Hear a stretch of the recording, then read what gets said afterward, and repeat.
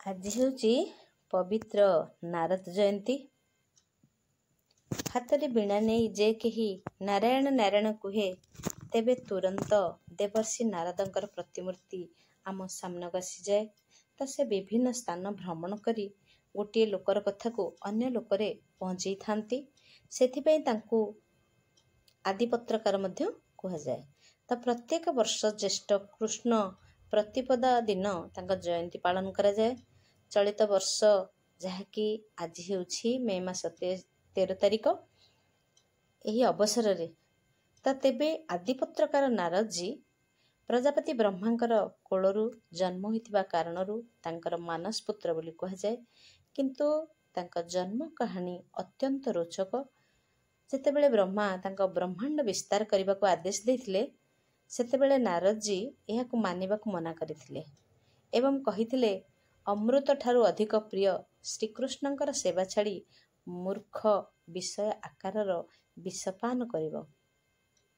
ତ ଏହାକୁ ଶୁଣି ବ୍ରହ୍ମା ଅତ୍ୟନ୍ତ କ୍ରୋଧିତ ହୋଇଯାଇଥିଲେ ଏବଂ ନାରଦଜୀଙ୍କୁ ଅଭିଶାପ ବି ଦେଇଥିଲେ। ସେ ଅଭିଶାପ ଦେଇଥିଲେ ଯେ ତୁମ ଜ୍ଞାନ ଲୋପ ପାଇଯିବ। ଏହି ପ୍ରଭାବରେ ନାରଦଜୀ ପ୍ରଥମେ ଉପବାହ୍ରଣ ନାମକ ଗନ୍ଧର୍ବ ହେଲେ ଏବଂ ଚିତ୍ରରଥ ଗନ୍ଧର୍ବର 50 ଝିଅ ତାଙ୍କୁ ସ୍ୱାମୀ ଭାବରେ ଗ୍ରହଣ କରିଥିଲେ। ରମ୍ଭା ଅପ୍ସରାର ନୃତ୍ୟକୁ ଦେଖି କାମ ବିମୋହିତ ହୋଇଥିବାରୁ ବ୍ରହ୍ମା ତାଙ୍କୁ ଶୂଦ୍ର ଯୋନିରେ ଯିବାର ଅଭିଶାପ ମଧ୍ୟ ଦେଇଥିଲେ। ତ ଉପବାହ୍ରଣ ତୁରନ୍ତ ଯୋଗ କ୍ରିୟାରୁ ଶରୀର ଛାଡ଼ିଲେ ଏବଂ ପରେ ଦ୍ରୁମିଳ ଗୋପାଳର ପତ୍ନୀ କଳାବତୀର ପୁଅ ଭାବରେ ଜନ୍ମ ହୋଇ ଦାସୀପୁତ୍ର ହେଲେ। ଦାସୀପୁତ୍ର ଭାବେ ଚତୁର୍ମାସରେ ସାଧୁଙ୍କର ସେବା କରିବାରୁ ସନ୍ଥ ଭାବରେ ତାଙ୍କୁ ଭଗବାନଙ୍କର ରୂପକୁ ଧ୍ୟାନ ଏବଂ ନାମ ଜପ କରିବାକୁ ଉପଦେଶ ମଧ୍ୟ ଦେଇଥିଲେ। ଏହାରି ମଧ୍ୟରେ ତାଙ୍କର ମା କଳାବତୀଙ୍କର ମୃତ୍ୟୁ ହୋଇଯାଇଥିଲା। ଫଳରେ ସେ ଜଙ୍ଗଲରେ ଥିବା ସମୟରେ ଏକ ଅଶ୍ୱସ୍ଥ ଗଛ ମୂଳରେ ତପସ୍ୟା ଆରମ୍ଭ କରିଥିଲେ। ସେବେଠାରୁ ପ୍ରଭୁ ତାଙ୍କ ହୃଦୟରେ ପ୍ରକଟ ମଧ୍ୟ ହୋଇଗଲେ, କିନ୍ତୁ ବିଜୁଳି ଗତିରେ ଗାୟବ ହୋଇଗଲେ।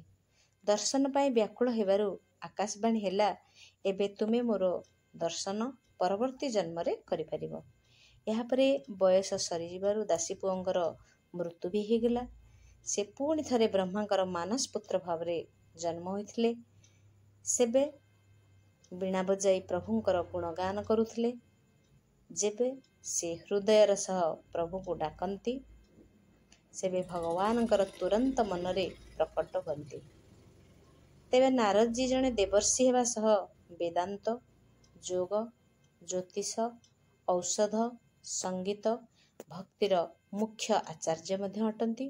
ପୃଥିବୀରେ ଭକ୍ତିର ବିସ୍ତାର କରିବାର ଶ୍ରେୟ ହିଁ ତାଙ୍କୁ ଦିଆଯାଏ।